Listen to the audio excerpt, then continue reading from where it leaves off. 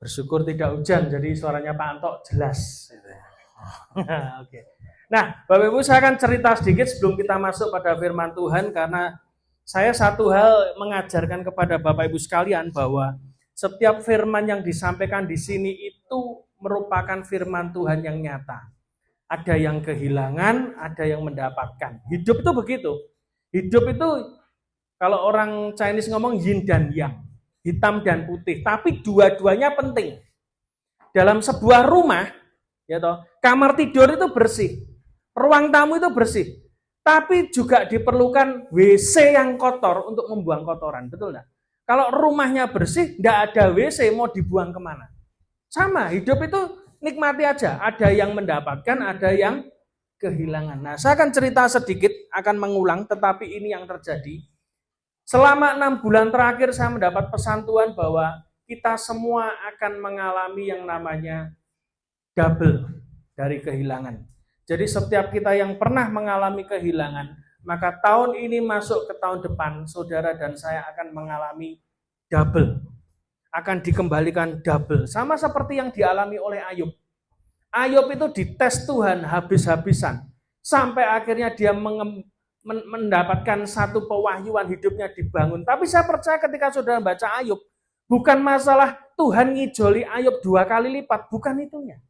Tetapi proses ketika Ayub mengalami kekayaan sampai habis di hari yang sama, anak-anaknya juga habis, istrinya maido Ayub, teman-temannya, sahabatnya juga ngeloknya Ayub, dia mengalami proses itu. Sampai akhirnya firman Tuhan berkata, Ayub berkata, dulu dari kata orang aku mendengar tentang Tuhan, tapi sekarang mataku melihat Engkau. Itu loh yang penting. Jadi bukan masalah kembali dobelnya itu yang saudara membaca, tidak.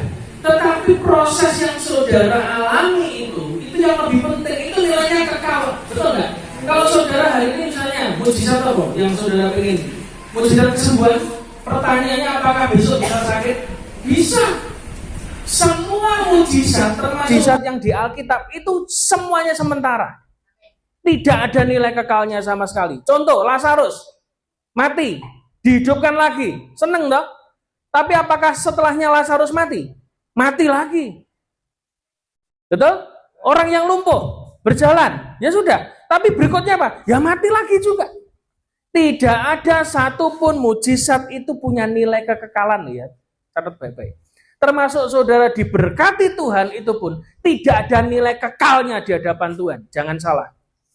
Tapi yang membuat saudara punya nilai kekal adalah respon hatimu, itulah yang dibentuk Tuhan. Ketika saudara menantikan mujizat, saudara percaya sama Tuhan, itu punya nilai kekal.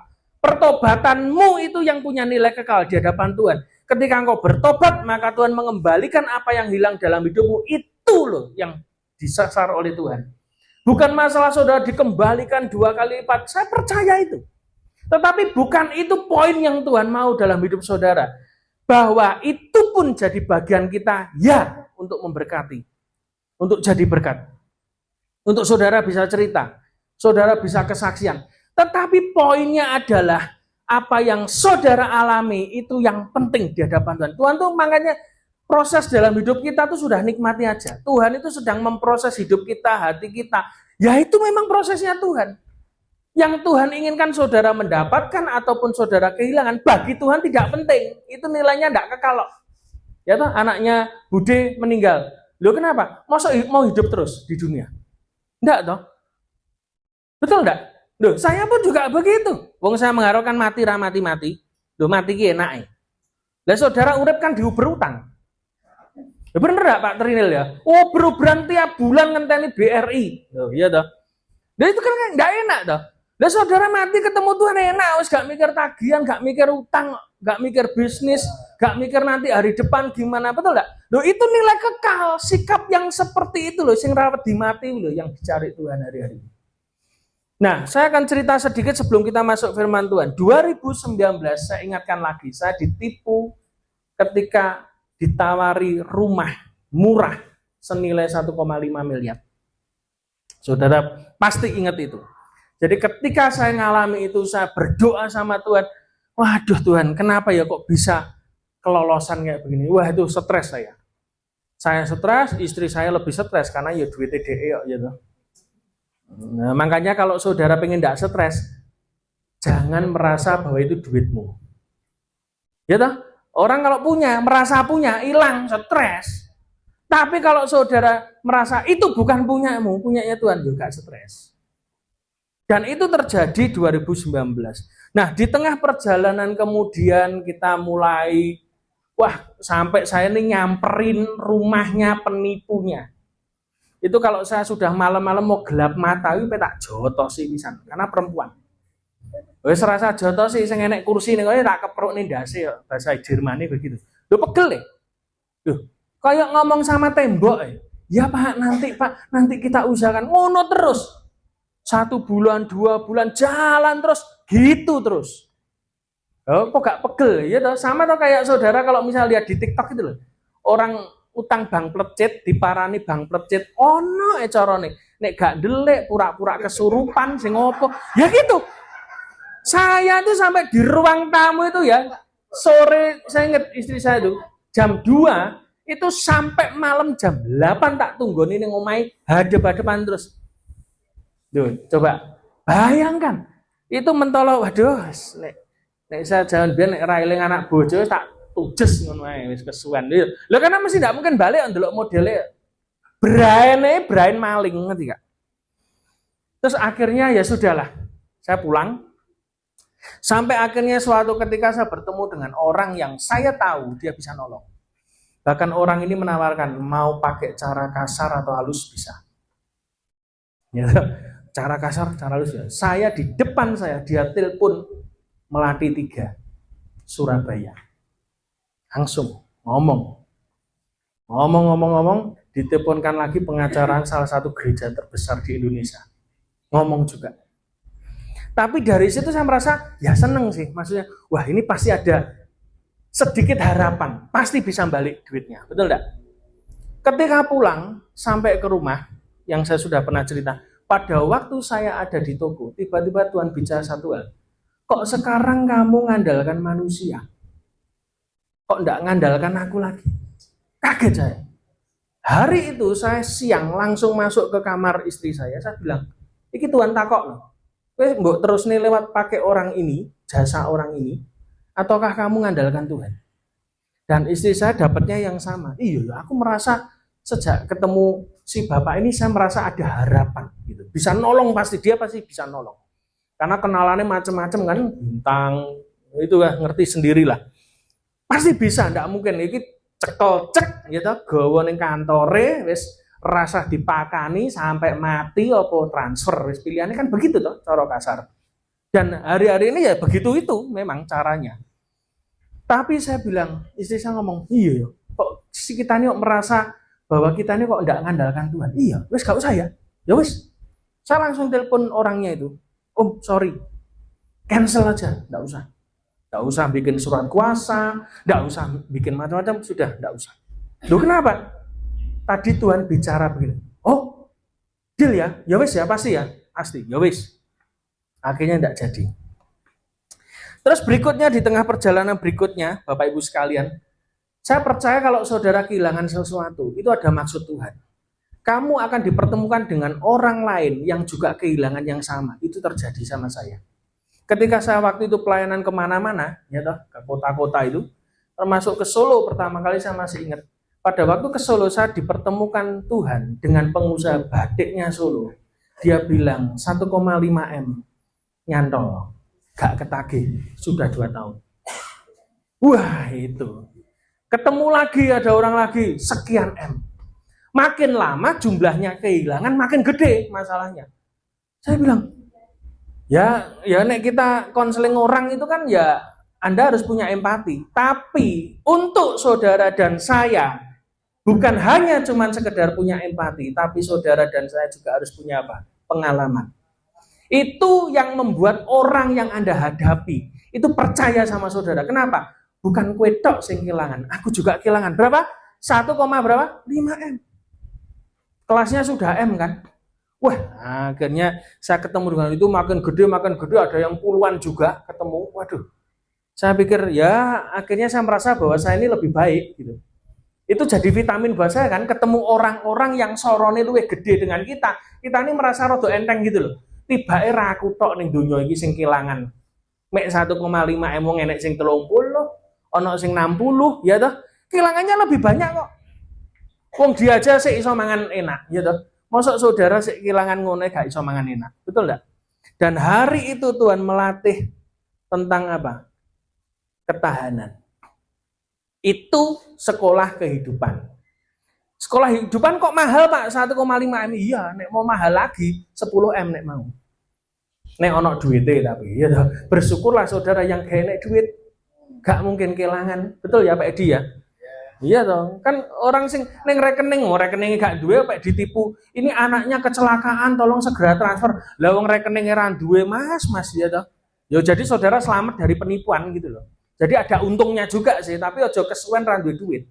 Kenapa? Karena Tuhan menjanjikan kepada saudara dan di tempat ini diberkati Tuhan. Jadi berkat. Ya. Terus perjalanan berikutnya Bapak Ibu sekalian, saya dipertemukan dengan orang yang tiba-tiba, ini yang melatih hati kita. Orang yang punya masalah yang sama, tapi sudah keluar dari masalahnya. Wah ini. Loh, betul enggak? Saudara itu bisa nangis dengan orang nangis. Setuju ya? Empati. Ya, saya datang sama Bude, besok Bude melok nangis, iso. Melok susah iso. Tapi coba saudara ketemu dengan orang yang diberkati Tuhan. Si iso seneng enggak? Diberkati, podo ditipune, tiba-tiba dia terima jawaban lebih cepat. Ya, lebih gede sisan, lebih spektakuler sisan. Saudara, hatimu gimana sama Tuhan? Ya belum tentu. Wong iso nangis bareng, guyu bareng rung karuan, Pak. Bener enggak? Ya cobaan nanti. Tanggamu tuku motor anyar wis serik kok. Ya pasti kok. Sing mbok goleki salahe, mbok spion bengkong, bane gembos, peleke bengkong, ya toh kenapote brebet, apa ya mesti mbok celatu. Itu wis lambene wong iki, lambe tangga iki kaya ngono kuwi. Bener enggak? Orang itu cenderung seneng lihat orang susah, tapi susah kalau lihat tanggane seneng. Itu terjadi di mana-mana, bukan rahasia. Dan saya dipertemukan dengan orang-orang yang dapat jawaban, kesaksian itu dijawab Tuhan. Dan waktunya lebih cepat dari saya. Saya 2019 sampai sekarang berapa? 7 tahun. Wah, saya betul-betul latihan hati. Waduh Tuhan, mosok saya aku pelayanan dene tak bandingnya aku ya pelayananku loh banter aku loh. Ya betul enggak? Loh kita seminggu karo Mas Ferry sama Mbak Ika sama orang-orang ini seminggu telunggon 2 provinsi. Jawa Tengah, Isuk, Karawan. Sore ini ning Jawa Timur ning Jombang. Loh, itu saya tak lakoni kan, saudara ngerti sendiri pelayanan itu. Mosok sing gak nyapo-nyapo dijawab loh. Pernah enggak saudara ngalami itu? Wong lagi anyar loh. Ngalami masalah yang sama, kok jawabannya lebih cepat. Saya ini kadang bertanya-tanya sama Tuhan, ya kayak Ayub loh. Salahku ya apa gitu loh. Kurang apa? Loh, Ayub itu kurang apa? Tiap pagi dia mempersembahkan korban untuk anak-anaknya. Supaya apa? Jaga-jaga kalau malam-malam anaknya mabuk menghujat Tuhan, dia mempersembahkan korban di pagi hari untuk apa? Untuk menebus dosa anak-anaknya dengan korban. Ini kan orang religius toh, pelayanan toh. Salahnya apa Ayub itu? Saya pun juga mengalami itu. Tapi dari situ Tuhan mendidik untuk apa?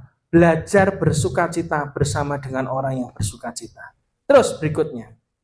Dan akhirnya perjalanan berikutnya seperti yang saya ulang-ulang kepada saudara, Tuhan bicara satu hal. Tahun ini masuk tahun depan. Apa yang pernah hilang dalam hidup kita dikembalikan Tuhan 2 kali lipat. Dan itu saya ucapkan beberapa kali kepada saudara dan saya juga merasa bahwa itu adalah impresi dari Roh Kudus yang ditaruh dalam hati saya untuk saudara di tempat ini. Hari ini engkau boleh kehilangan, tapi suatu saat Tuhan akan gantikan 2 kali lipat. Mungkin anak kita tidak bisa kembali, tetapi sukacita Tuhan yang diberikan dalam hidup saudara mungkin 2 kali lebih besar dibanding ketika saudara punya anak. Kita tidak pernah tahu. Karena sukacita itu lahirnya dari Roh Kudus kan, bukan dari keadaan. Jadi kalau saudara hidup hari ini cuma di-drive, disetir oleh keadaan, ketika keadaan itu jelek, mesti saudara susah. Tapi kalau keadaan itu menguntungkan, saudara senang. Berarti sukacitamu tergantung situasi. Itu yang salah dalam hidup kita. Dan akhirnya Bapak Ibu sekalian, berikutnya, Tuhan bukakan kita pelayanan kemana-mana, ya toh, seperti yang saya cerita tadi. Tiba-tiba jadwalnya banyak sekali, dan sampai akhirnya saya ngomong sama saudara berkali-kali juga, prioritaskan Tuhan, nanti Tuhan prioritaskan kamu. Pikirono rumah Tuhan, nanti Tuhan mikiri rumahmu, betul enggak? Berkali-kali kan saya ngomong gitu, kamu urusi rumahnya Tuhan kayak kita bagai. Jangan biarkan rumah Tuhan itu hancur, sedangkan rumahmu kamu papani dengan baik, kata firman Tuhan. Artinya apa? Jangan egois. Belajar mikiri maunya Tuhan, bukan maunya kita. Kalau saudara berdoa minta mujizat, sudahlah 100% itu untuk kepentinganmu sendiri kok. Tapi pernahkah kita berpikir ketika saudara punya masalah, saudara mikiri, maksud Tuhan itu apa sih untuk aku menghadapi masalah? Pernah enggak saudara mikir kayak begitu? Saya yakin enggak pernah. Kenapa? Karena saudara mesti doa untuk mujizat yang saudara alami dalam hidup saudara. Tapi saya berkali-kali berkata ada pesan Tuhan kepada jemaat di tempat ini, prioritaskan Tuhan dulu. Karena itulah saya iber-iber kemana-mana. Betul enggak? Saya habiskan waktu saya untuk melayani Tuhan. Sampai suatu ketika Tuhan bicara, stop. Oktober, November berhenti. Wah, itu buat saya ini sudah pencapaian, ya toh, kalau orang pelayanan itu kan ini mumpung dipakai Tuhan katanya loh ya. Tapi aku gak percaya sih setelah mengalami ya. Katanya mulai dipakai Tuhan, kok tiba-tiba Tuhan ngomong stop, berhenti. Oktober, November berhenti. Dan saya mulai belajar menerima gitu. Sesuatu yang kelihatannya enak dalam hidup kita dan kelihatan rohani, belum tentu rohani. Tapi Tuhan mengajarkan kepada kita apa? Ketaatan itu lebih penting dari kesukaan. Saudara senang sesuatu, saudara senang pelayanan, tapi kalau Tuhan ngomong stop, jadi Maria, saudara lakukan seperti yang Tuhan mau. Stop. Dan hari itu, sampai hari ini, November, Oktober, saya cancel hampir 20 gereja lebih. Gereja baru yang belum pernah saya khotbah di sana. Saya cancel semua. Dan saya belajar, kenapa ya Tuhan kok harus berdiam gitu. Tapi percayalah, kadang untuk saudara itu menghadapi satu berkat yang besar, maka mesti ada satu situasi yang membuat saudara itu kayak sunyi, betul enggak? Contoh paling gampang. Orang-orang astronomi kalau ditanya, kapan masa paling gelap? Jam berapa coba?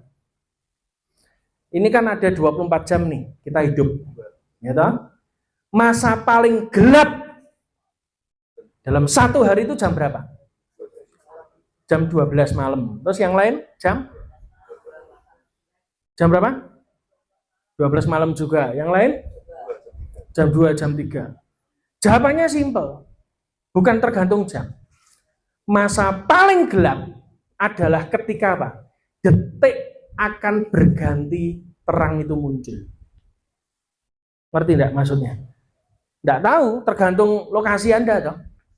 Kalau matahari terbitnya nanti dari tempatmu jam 5, maka puncak kegelapan bagi orang astronomi itu dihitungnya jam 4. Kalau matahari terbit di rumah saudara biasanya jam 3 pagi, maka puncak paling gelap adalah jam 2. Artinya apa? Semakin kau mengalami kegelapan dalam hidupmu, percayalah habis ini terang muncul. Dan itu yang salah. Kenapa ya kok aku diem ya? Disuruh diem. Wong aki wong obah terus pelayanan terus ngoceh terus kok disuruh diem ya toh. Itu kan podo kayak misalnya saudara punya anak, coba ini punya anak kecil Hesky, lagi seneng royokan HP ini lak nesu. Loh sama toh. Ini lagi seneng-senengnya pelayanan loh kita. Tiba-tiba disuruh berhenti. Waduh, itu rasanya struggle banget itu. Sama ngalami itu. Saya tidak pernah tahu kenapa Tuhan persiapkan 2 bulan untuk diam. Tapi saya percaya terang itu akan datang. Makin gelap hidup saudara, percayalah habis ini sekian jam, tidak ada 1 jam, sekian menit kemudian terang itu akan muncul. Masa paling gelap dalam hidup kita adalah ketika terang itu akan muncul. Bukan jam 12 malam. Kalau jam 12 malam, lalu saudara mataharinya terbitnya jam 6 ya percuma, bukan malam itu. Bukan puncaknya Anda mengalami kegelapan. Buktinya apa, Pak? Pernah saudara jam 12 keluar rumah? Pernah saya. Saya padang, saya lihat langit itu saya iso didelok. Saya kadang ono warnanya abu-abu gitu. Itu masih terang. Ya betul, saya setuju. Orang astronomi ngomong, puncak paling gelap adalah ketika matahari itu mulai akan muncul. Ini gelapnya mulai. Itu puncak di mana hidup saudara mengalami mujizat Tuhan. Amin. Dan akhirnya Bapak Ibu sekalian, perjalanan berikut. Saya minta saudara enggak cuman lihat endingnya nanti. Saya akan cerita ini supaya saudara ngerti. Sampai akhirnya Bapak Ibu sekalian, di tengah menunggu itu, kita semua sudah tahu ada hujan badai besar ibadah beberapa waktu lalu. Betul? Ibadah badai besar, itu angin itu warung depan amblas semua, kuput, ya toh. Sampai akhirnya lamtoro itu melengkung. Betul ya? Lamtoronya melengkung sampai radipei sampai ireng kabeh. Janjine nek sing ngepeki sampai saiki rene sing ngepeki jian. Itu sudah melengkung. Waktu itu saya masih ingat. Tuhan bicara satu hal, waktu itu saya khotbah. Pada saat badai itu datang, maka jangan pernah underestimate kepada Tuhan. Kadang Tuhan membuat badai itu supaya apa? Kamu meraih janji Tuhan lebih cepat. Betul enggak? Saya masih ingat kan ngomong itu. Dan itu melengkung, tiba-tiba kita beberapa orang mulai mereteli, enggak usah pakai ondo ya toh, gampang. Dan itu saya ucapkan firman Tuhan itu. Kenapa? Ada rema. Makanya rema itu kalau saudara terima firman, ucapkan dengan mulutmu. Kenapa? Tuhan itu mencipta alam semesta dengan mulut, dengan perkataan. Maka kita, orang-orang yang diciptakan Tuhan menurut gambar dan rupa Allah, berarti saudara juga punya kuasa yang sama. Perkataan itu diucapkan. Karena itu kenapa setiap saya punya janji Tuhan, dan Tuhan bicara, saya selalu ucapkan di depan banyak orang. Supaya apa? Itu mageri saya sendiri juga. Jangan sampai yang saya ucapkan ini salah atau ngawur. Itu juga menguji. Saya pun menguji setiap perkataan yang Tuhan taruh dalam hati saya. Yang saya ucapkan kepada saudara, itu juga saya uji. Saya tidak mau asal ngomong nubuat palsu. Saya tidak mau. Harus ada bukti dari setiap nubuatan yang dilontarkan di hari atas mimbar. Itu membuktikan bahwa saudara meyakini bahwa yang Tuhan katakan dalam hidup saudara itu benar. Dan di tengah masa tunggu ini saya juga menyelesaikan buku yang nanti kemungkinan Januari terbit, judulnya apa? Ruang Tunggu. Nah, di tengah-tengah kayak begitu, kita tetap produktif. Orang Kristen itu sekalipun diem, tetap kerja. Kayak angsa itu. Angsa kalau renang coba, di atas permukaan dia tenang, tapi coba lihat di bawah, kakinya tuh ngayuh terus. Jangan kebalik, banyak orang Kristen kelihatan sibuk di luar, di dalamnya kacau. Oh, gak nyapo-nyapo maksudnya. Betul enggak? Banyak di antara kita kan kayak begitu. Kita jadi Kristen apa? Kristen aktivitas, bukan memperbesar kapasitas. Saudara dan saya jadi anak Tuhan. Saudara dan saya dididik Tuhan, bukan untuk menambah aktivitas. Sibuknya minta ampun, pelayanannya minta ampun. Tapi tidak pernah kapasitas dalam hidupmu berkembang. Buat apa saudara ikut Tuhan? Ingat ya, Tuhan itu menuntut kita apa? Berbuah, bukan berdaun. Yang dituntut Tuhan adalah berbuah dan bukan berdaun. Kalau daunmu banyak, percayalah nanti Tuhan datang bawa gunting dipotongi daunnya. Supaya apa? Supaya saudara lebih banyak berbuah. Karena apa? Tuhan tidak pernah tertarik dengan daun saudara. Sekalipun orang-orang di sekitar saudara melihat saudara, oh kegiatannya banyak ya, oh pelayanannya banyak ya, berarti dipakai Tuhan luar biasa. Itu orang lain yang lihat. Sedangkan Tuhan melihat saudara tidak ada buahnya sama sekali. Buat apa saudara pelayanan sana sini? Amin. Jadi kita ini diminta sama Tuhan untuk memperbesar apa? Kapasitas, bukan aktivitas. Terus, dan ketika saya menunggu janji Tuhan itu, lalu Tuhan berbicara satu hal, bahwa tahun ini masuk tahun depan, maka apa yang hilang itu akan dikembalikan oleh Tuhan. Dan saya kurang menyadari itu. Saya tidak ngerti waktunya kapan. Tapi tiba-tiba Tuhan tuh ingatkan saya. Ini agak lucu juga, tapi tidak apa-apa. Tapi saya ngomong gini bukan karena kepahitan ya. Tapi saya pengen ngomongi saudara bahwa kehilangan itu biasa. Ya, kehilangan itu apa? Biasa. Kita pernah ada orang di tempat ini yang ngurusi pesta rakyat. Saudara tahu. Ada yang bisa potong rambut, ya, ada yang bisa khotbah, ya, terus ada juga apa? Yang bisa ngatur semuanya, ya betul ya. Pernah ada di sini, lalu hilang. kurang lebih ada sekitar 5 orang. Yang saya dulu pikir, itu yang saya harapkan untuk melayani di tempat ini. Dulu. Tetapi, Tuhan itu tidak berbohong. 5 orang hilang, digantikan dengan 1 orang. Yang saya sebut sebagai orang yang hangabei. Opo iso. Ya, Yesus opo iso. Dia juga bisa masak, bisa ngatur transport, bisa ngatur konsumsi, gitu. Bahkan jadi sutradara drama, ngatur acara, ngurusi MC, ngurusi Natal, bahkan kesaksian wis mulai wani, bahkan kembang kandile dimplok apa nih demit Mbak Ika. Nah, ya dah, tepuk tangan buat Tuhan. Loh, sak wonge cukup, Pak. Ngerti enggak? Andai kata saya gandoli yang 5, ya ora entuk sing siji. Wong iki tekone pas mereka minggat kok. Nggak Pak Ternil saksi nih 10 tahun milang. Betul enggak? Dari 5 orang dijoli sitok cukup Pak wis mangan gon, ya Mbak ya. Lah aku ngopeni wong 5 mending ngopeni wong siji, wong iki radoyan mangan pisan gitu malah enak. Berasku rantek. Dulu juga pernah ada contoh. Yang hilang apa? Main musik. Sempat main keyboard. Gitu, pelayanan di tempat ini.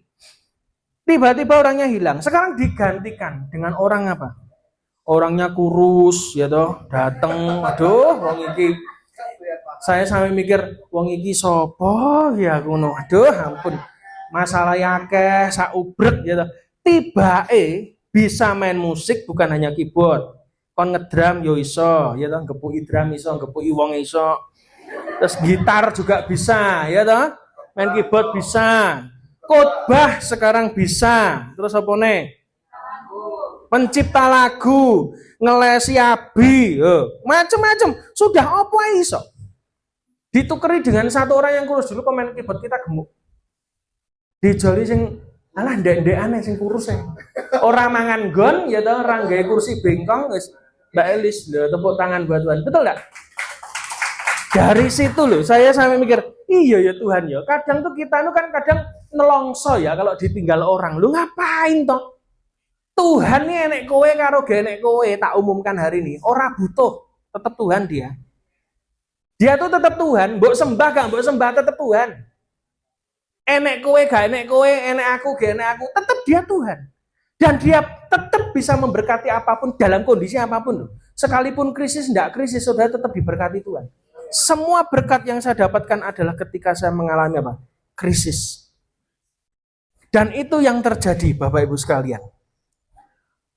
Sampai akhirnya beberapa minggu yang lalu, makanya Mbak Sandy kan nelpon aku, Pak Lukas nelpon aku gak tangkap, soalnya apa? Ngurusi ini.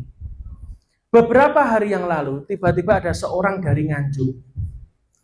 Orang ini pernah datang ke sini, ya, minta doa. Dia punya masalah keuangan, gitu, punya masalah dengan suaminya juga. Datang ke sini, ya saya doakan biasa. Tapi saya enggak doa waktu itu, saya masih ingat. Mbak, gak usah doa ya. Ini, saya ngomong gitu, bocor gitu. Nah, karena dia kesini sama temennya yang muslim. Bocoran ini. Melu Gusti aja ngoyo kan gampang toh, mosok gak iso maca. Keluaran 14 ayat 14. Baca. Dan akhirnya dia pulang. Enggak jadi saya doakan waktu itu. Mau didoakan enggak jadi. Tapi doakan atau kok wis toh gak usah. Ini aja sudah. Enggak usah pakai petengseng gitu. Aku kan paling males doakan orang, gitu. Wong doa dhewe ora tahu, gitu. Apa ning doane wong, gitu loh. Terus terang saya, nek saya sama Tuhan ngomong aja rasa lakukan ritual, gitu. Butuh iki ya sudah bengok gitu aja. Enggak usah doa. Pulang. Suatu ketika dia di Nganjuk, ada orang yang nginfo ke dia. Ini ada ruko, gitu. Mau enggak? Murah ini. Lah entah bagaimana Mbak ini kan sudah lama enggak ketemu saya kan, cuman sekali tok itu. Tiba-tiba dia cerita sendiri sama. Enggak tahu ya, aku ini kalau manggil saya Pak Pendeta. Kenapa ya Pak Pendeta? Ketika ditawari itu, saya tuh ingat Pak Pendeta. Loh, kenapa Mbak? Ya, ini loh, saya di WA, dikirim foto ruko segala macam. Loh, ini tempatnya ini Madiun Kota ini. Tempatnya prestis ini. Oh, ini saya sudah nafsir ini. Tempatnya ini kalau Dihitung NJOP sama nilai bisnis mesti minimal 2 lantai ruko 3M. Ya toh, 3M toh. Duit sapa? Ya toh, wong lemah 300 saya sik ngempet toh, ya toh, gak enek duit gitu loh. Saya berdoa sama Tuhan, waduh Tuhan piye Tuhan? Saya tanya, berapa? Ini ki wongnya butuh duit. Dia bilang berapa? 500. Wih, kaget saya. Cek, nek ini tak usaha nih, tak oper ini. Wah, ini harus dapat ini, saya bilang gitu. Saya tanya Tuhan, Tuhan, ini gimana Tuhan? Kayak Daud kan tanya Tuhan. Tiba-tiba Tuhan ngomong satu hal. Kamu hilang berapa? Beli rumah 1,5. Kalau ini dapat kamu, maka yang tak omong beberapa bulan lalu, ini jadi kesaksian masuk tahun depan. Ya toh 1,5 hilang, dapatnya berapa? 3M. Persis 2 kali lipat. Saya ngomong sama istri saya, yang tangi, gelem ora? Kudu gelem, saya bilang gitu. Gitu. Golek nih, dan dicair nih, deposito dan dicair nih, saeneke dan dikoret-koret saya bilang. Lho iki tenan ora? Dia inget, wah iki kok pusing nih. Ndak, mbake sing tak doakne iki sing. Lho kok bisa? Iya. Dia tiba-tiba inget saya, tak kasih tahu. Tiba-tiba Tuhan ngomong satu sama saya gini. Kalau kamu selalu ingat pekerjaan Tuhan, kamu selalu ingat rumahnya Tuhan, ketika ada berkat, maka orang pertama yang Tuhan ingat adalah kamu. Loh kan saya ngomong begitu terus. Jadi kalau saudara mikir, loh kok enak men ya, diberkati Tuhan. Loh enggak, saya selalu eling pekerjaan Tuhan kok. Loh apa yang mesti tak dom? Betul enggak? Itu berkat Tuhan. Eling tentang Tuhan. Selalu ingat Tuhan. Kalau kamu pengen Tuhan ingat kamu, ingat Tuhan dulu. Dan tiba-tiba orang ini enggak tahu gimana diingatkan Tuhan, Pak Pendeta Musa. Ditawari ke saya. Ya toh? Tawari ke saya. Padahal waktu di sini konseling wis cerita loh. Nek aku yo kelangan duit. Dia kelangan duit, utangnya akeh, aku yo luwih akeh, saya bilang gitu.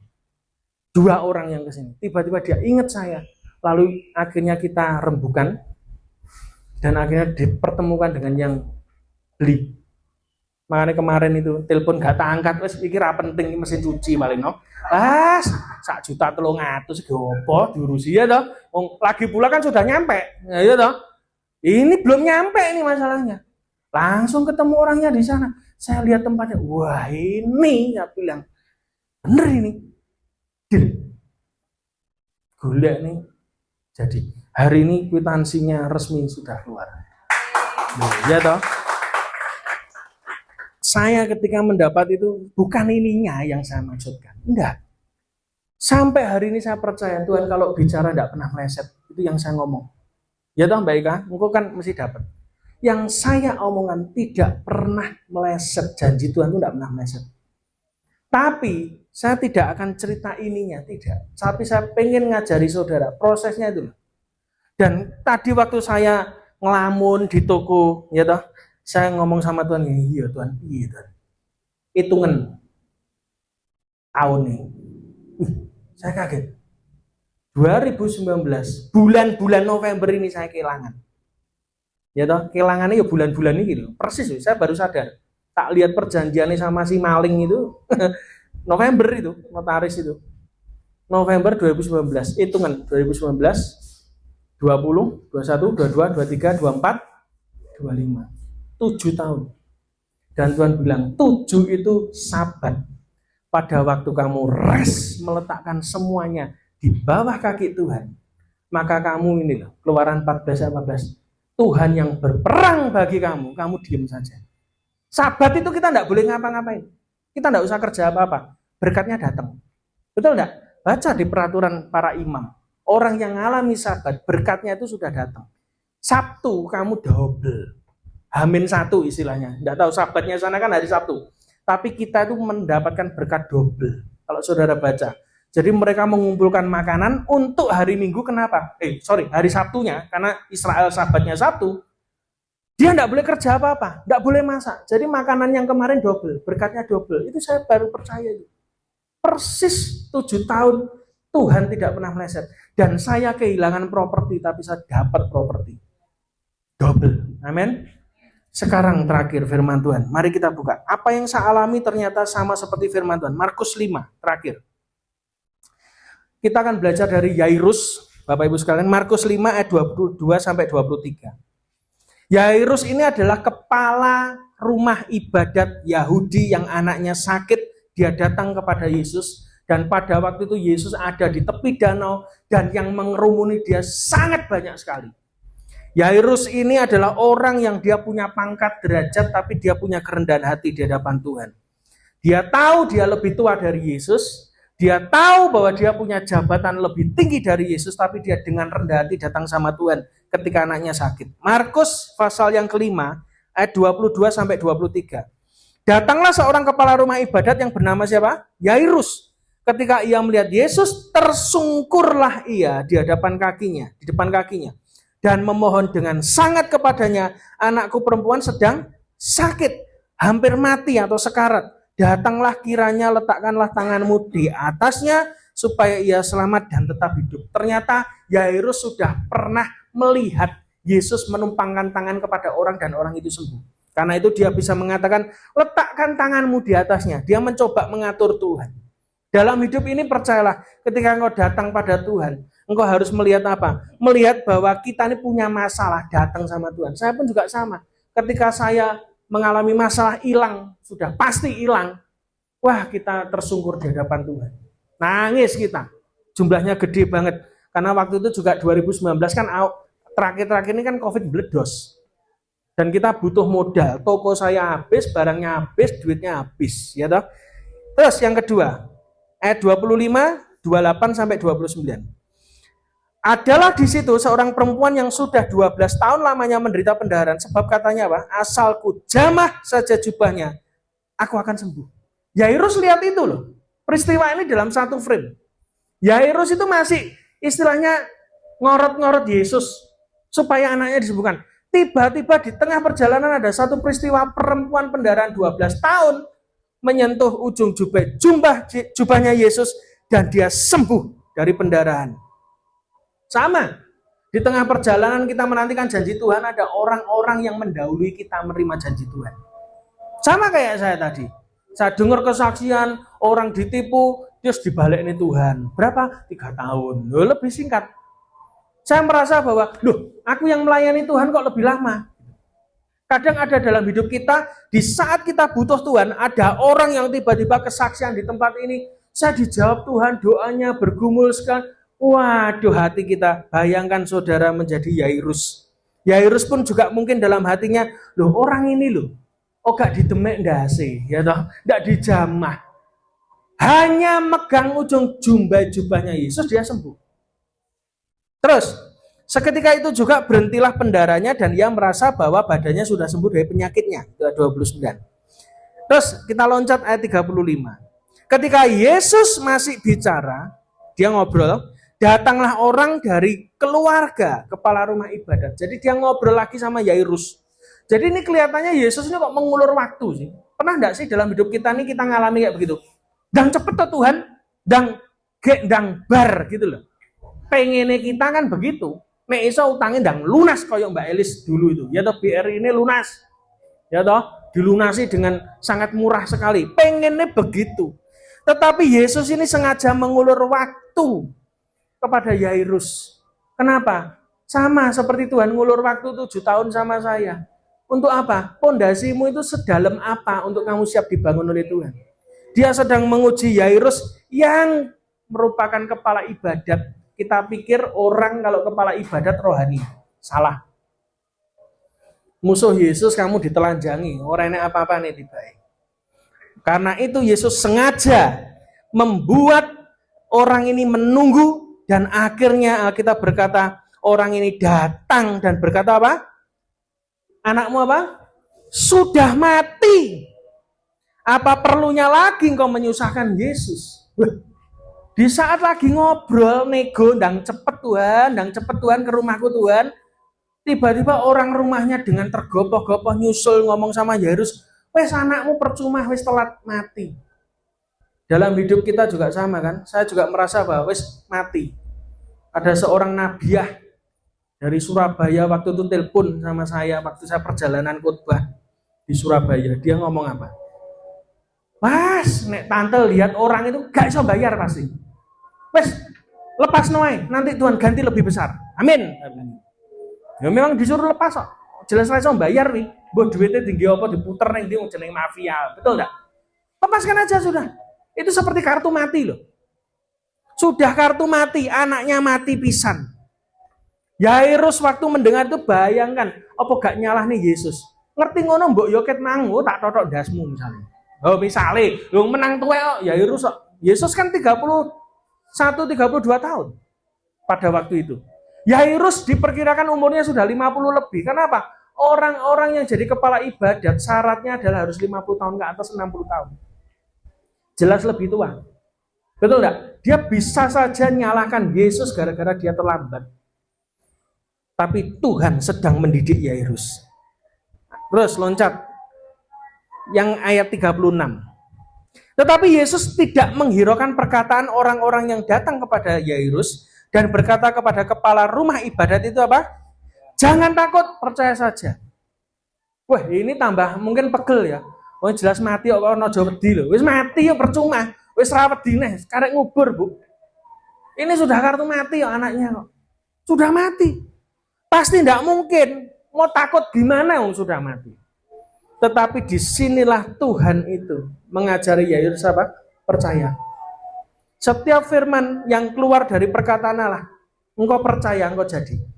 Saya pun selama 7 tahun, bayangkan, saya ini dapat firman, dapat nubuatan, saya belajar percaya, karena itu saya ucapkan di depan banyak orang. Kenapa? Itu jadi deklarasi iman saya. Nek radadi sing isin Tuhan. Ngono aku. Betul enggak? Saya deklarasikan janji Tuhan. Nek enggak jadi yang isin Tuhan. Yang penting saya ngalami duluan. Terus yang berikutnya ayat 39 sampai 40. Sesudah ia masuk Yesus. Jadi Yesus akhirnya datang ke rumah Yairus. Yesus itu selalu ya, kalau sudah terlambat baru dia datang. Tapi anak Tuhan kalau ke gereja ibadah jangan terlambat. Ya. Tapi Yesus ini sedang nguji imannya Yairus. Dia datang ke rumahnya Yairus sekalipun anaknya sudah mati. Sesudah ia masuk, ia berkata kepada orang-orang itu apa? Mengapa kamu ribut dan menangis? Ada orang yang kadang imannya ribut dan ribut. Ya toh? Wah ini gimana sudah terlambat? Itu mungkin mereka cerik-cerik. Dan saudara ngerti, orang Yahudi kalau nangisi mayat kayak tangisan Cina. Wah, Yahudi itu begitu. Kalau ada orang mati, memang ya adatnya begitu. Saking merosale, makanya nabi-nabi dikirim ke Timur Tengah soalnya dablek. Tidak ada tuh nabi dikirim ke Jawa. Wong api-api kok. Sopan, manut nggih, ya, manut ya. Betul ya, Pak ya. Delan wong ning Timur Tengah ya, wong sembayangnya dikangkangi ndase kok. Mereka saking kurang ajar ya. Bunuh orang itu biasa bagi mereka. Jadi mereka pasti gebrek-gebrek, nangis, ribut. Makanya Yesus ngomong, kenapa kamu ribut? Anak itu tidak mati tapi tidur. Wah ini Yesus ini nantang beboyo ini. Kenapa? Oh jelas mati yang ngomong turu loh. Betul enggak? Duh, ini orang-orang ini pasti sudah megang hidungnya anaknya. Wis dipencet, ora iso ambekan, ya toh? Wis ditensi, ora mekan tensine anjlok. Betul enggak? Terus sudah tangannya itu apa? Apa nek ngarani Pak Nil? Hah? Iki lho, apa iki? Denyut nadi. Wis ora mekan belas, ya toh? Malah sing dredeg sing demek. Soalnya apa tagihane oke. Mungkin, ya toh? Anak itu tidak mati tapi tidur, tetapi mereka mentertawakan siapa? Yesus. Ingat ya, orang yang hidup dalam kebenaran wis to. Kancamu dhewe ngguyu kowe ya. Mentertawakan saudara mesti karena apa? Karena kamu hidup dalam kebenaran. Hari-hari ini orang yang hidup dalam kebenaran jadi bahan olokan dan cemoohan. Maka Yesus berkata apa? Diusirnya semua orang itu, lalu dibawanya ayah dan ibu anak itu dan mereka yang bersama-sama dengan dia masuk ke kamar. Dalam hidup kita itu gitu loh. Kadang kita tuh harus tanda kutip punya prinsip diusir. Kenapa? Ini orang-orang yang melemahkan iman. Makanya itu saudara dan saya bergaullah dengan orang yang menguatkan iman, bukan yang melemahkan iman ya Bu Mer ya. Bergaul dengan orang yang benar dan benar itu penting. Makanya saya ini paling seneng apa? Kumpul kalau nelpon itu mesti nelpon apa? Nabiah itu. Kenapa? Saya ngerti ada pesan Tuhan kok. Orang yang punya value, punya kedalaman dengan Tuhan, Anda ajak omong, Anda dapat sesuatu. Tapi nek sing kompong mesti ngesruh. Ngerti? Karena itu usirlah, kata firman Tuhan. Loh iya no? Saya bisa lihat masa depan saudara dengan siapa Anda kumpul tiap hari kok. Karena itu kenapa orang yang kumpul dengan orang sukses minimal, walaupun dia tidak sesukses dia kumpul, cara pikirnya berubah. Tiap hari ngobrol, tiap hari ngomong firman, ya toh sama nabi-nabi itu ngomong firman, dia menyebutkan satu pesan Tuhan yang itu saya alami, itu menguatkan saya. Tiba-tiba apa? Iman saya bangkit. Tapi kalau kita ngomong dengan orang yang pesimis, wes ora usah aneh-aneh, melok Tuhan ini biasa wae. Wes nek kon teko ya teko, dipapak ya teko, ora dipapak ra teko ya wis kuwi.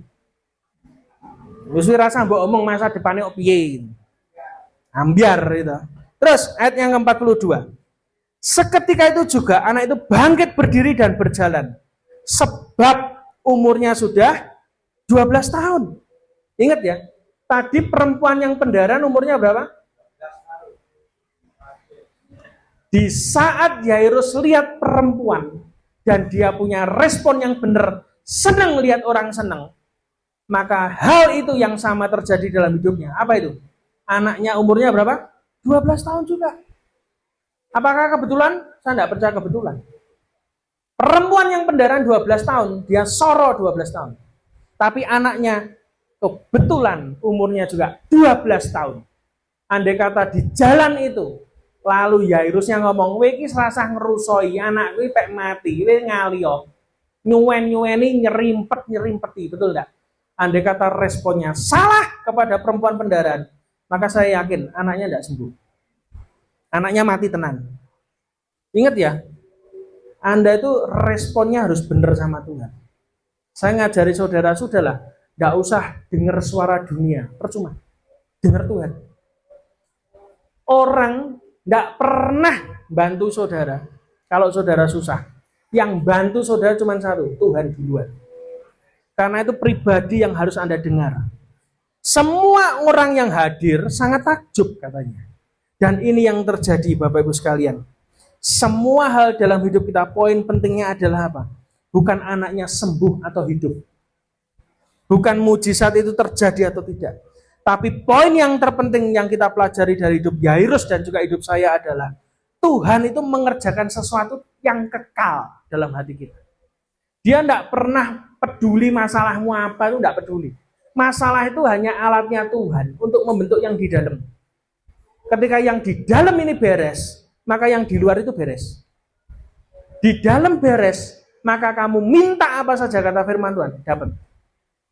Belajar untuk saudara membereskan yang di dalam. Nilai kekal itu penting. Segala sesuatu itu ada masanya, ada waktunya. Tetapi satu hal, Tuhan itu sedang mengerjakan yang kekal di dalam kita. Makanya kalau saudara kerja, saudara bisnis, kerja harus yang benar. Sesuai firman Tuhan. Kalau bisnis, yo bisnis yang benar.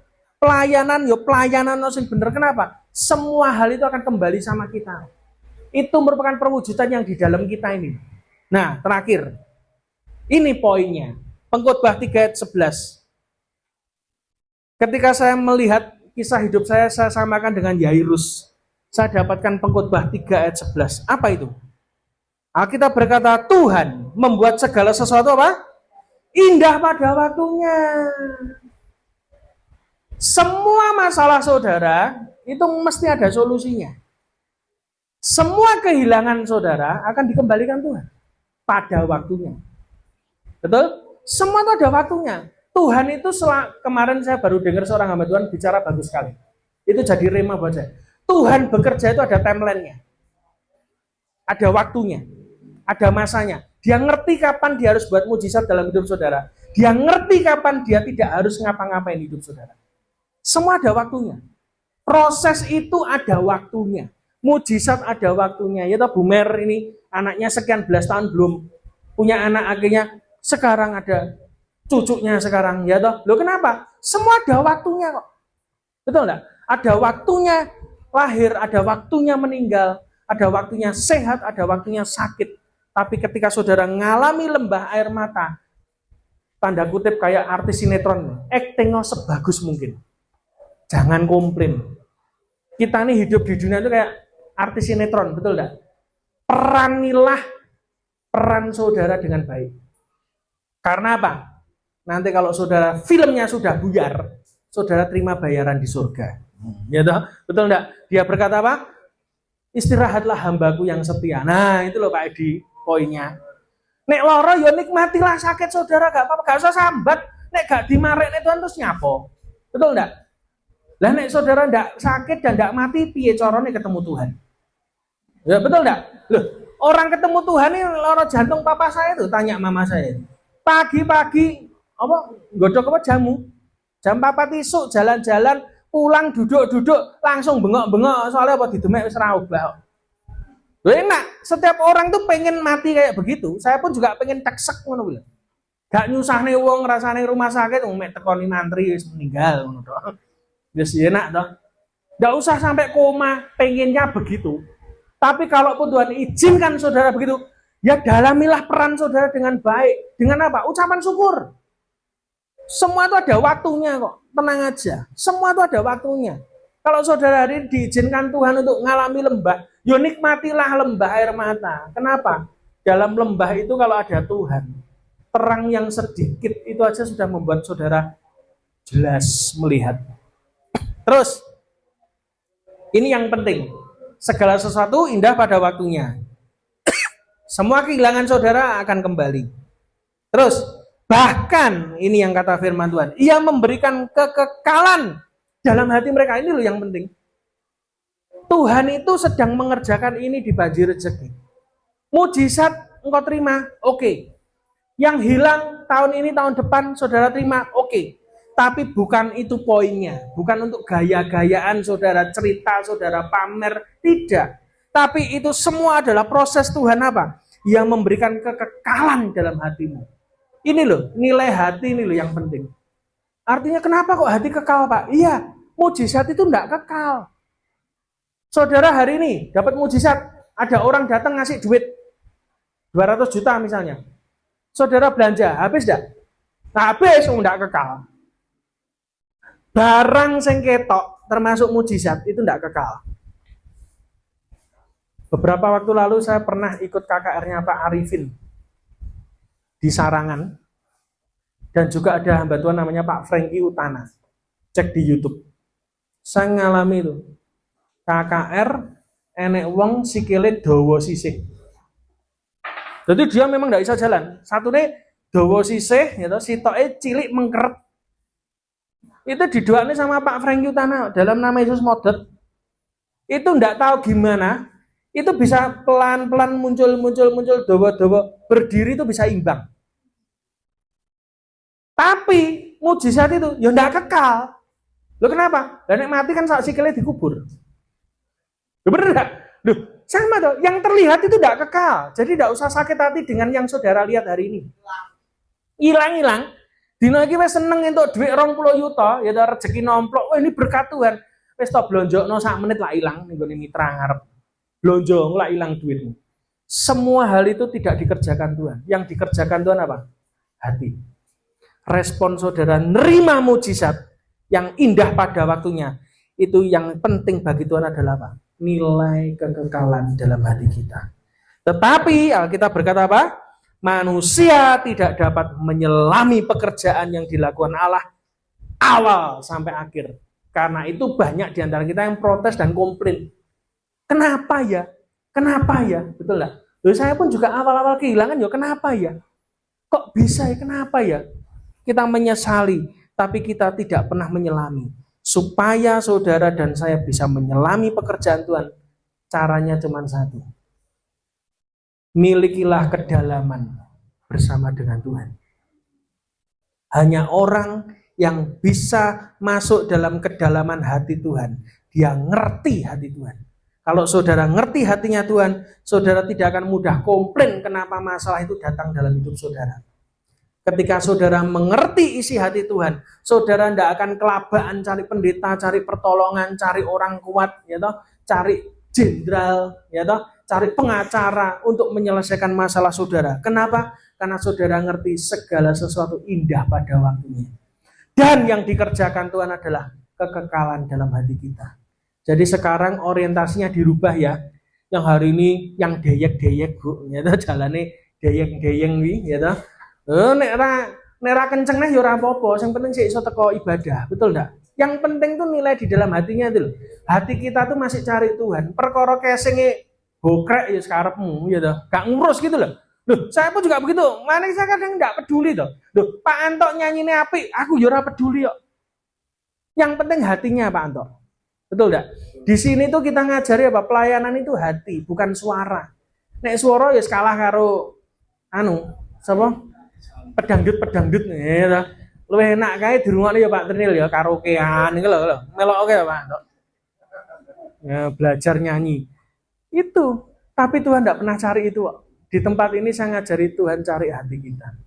Ketika saudara ditemukan hatimu solid, hatimu itu punya nilai kekal dan tidak tergoyahkan oleh apapun. Itulah yang membuat Tuhan berkata, masuklah dalam istirahatmu, hambaku yang setia. Berapa banyak di antara saudara ingin saudara punya hati yang pure di hadapan Tuhan? Angkat tanganmu. Mari kita tutup Alkitab kita berdoa. Mbak Elis bisa maju ke depan.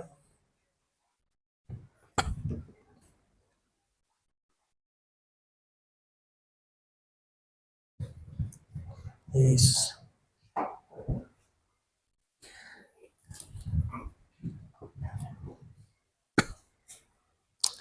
Doakan nanti mulai Februari, tadi saya ada yang info, itu yang jelas 3 minggu full Nabi, Februari nanti.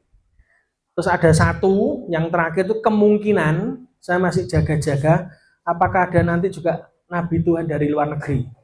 Jadi sementara tak isi foto kusik. Ya.